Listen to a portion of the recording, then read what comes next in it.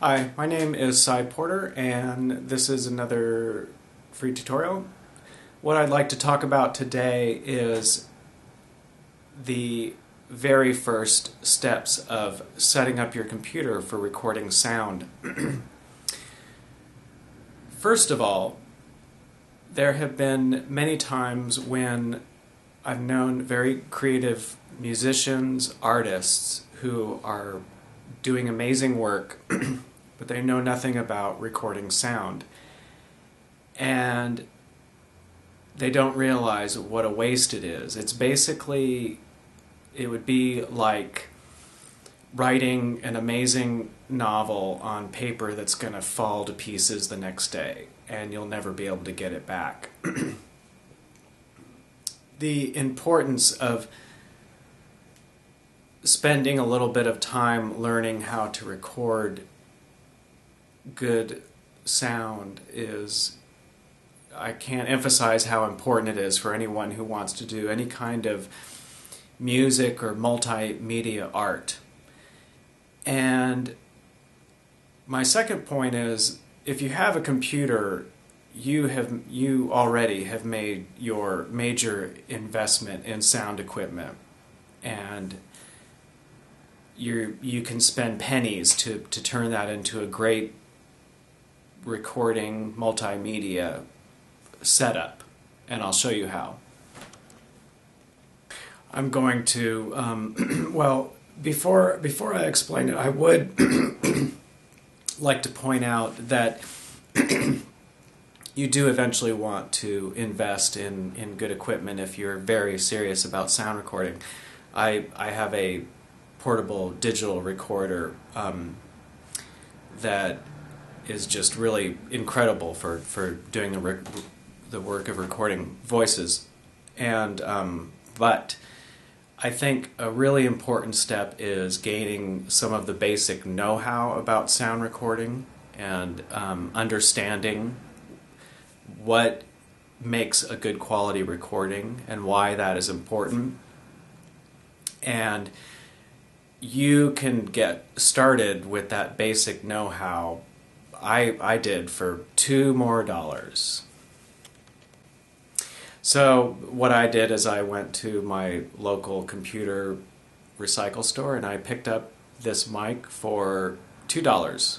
And it's, you know, a PC mic with this kind of jack is great for getting started learning how to record some decent quality recordings at home. Now this tutorial is going to be geared more towards the voice-over artist. I haven't really tried to record much music with my computer.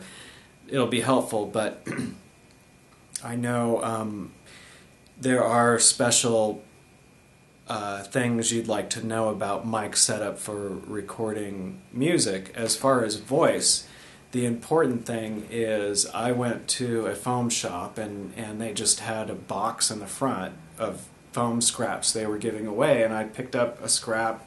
I used an X-Acto knife to make an insertion of it, and then what I did is I put the mic in that, and it turns it into a real decent voice recorder. You know, when you're recording voice, any p sound will make your recording peak. Thank you for watching this tutorial. It's made so that more people can be told about an illustrated film. Episodes of the film are posted at solomation.com. All episodes will be free, available to watch at solomation.com. Okay, and the most important thing to keep in mind to make a good recording is to rule out the noise, the background noise, the traffic, the washing machine, the refrigerator. You want to, whenever there is other noise in the background, that is degrading the noise you want to record. And limiting that recording to where and how it can be used in the future. So it's very important to find a quiet environment to record in. And if there's a little bit of traffic noise outside, I think, for my purposes, I know that has been all right.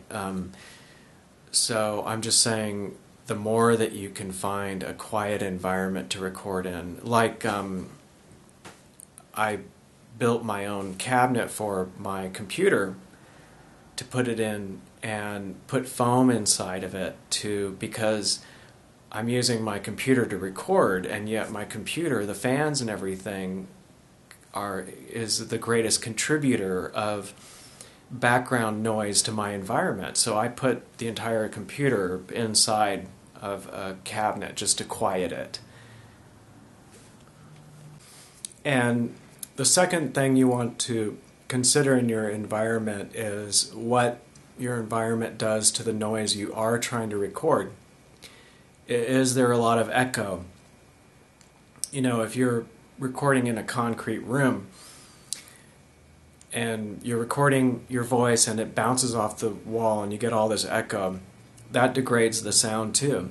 Unless you're specifically going for an echoey environment, you want to avoid environments. Like a lot of times a bathroom would be a great place to record, except with all the ceramic, and it ends up being very echoey, so that makes it not such a great place to record. So if you think that you're in a room that just has a lot of echo, or you want to make sure that there's not echo, you can just record, put the mic on a couch and speak into the mic there, something where you can surround the mic with pillows or blankets, and that usually will counteract the echo. When you're ready to record, you can go to the Audacity website at audacity.sourceforge.net, and this is a free open source recording program that is used a lot because it is really a wonderful program. As an example, LibriVox has suggests to the volunteer audiobook readers to use this program. So after you download and install it, this is what it looks like when you run it. And basically you want to plug your mic into your computer, and then you can go to preferences and make sure that the device that you choose is the mic you want to use. Hit record, and what we're looking at here is the recording. Now, this is where you want to pay close attention to the levels, because this is a good example of a good recording, because as you look at the wavy lines, you can see that they're not too small. Like here's what it would look like if the wavy lines were too small while recording.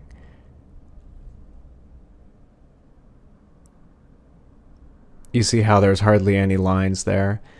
And this is what it would sound like if it is peaking out all the time, and you do not want your recording to look like that, because when the audio peaks out like that, it maxes out to a point where it can't really record the variation of volume.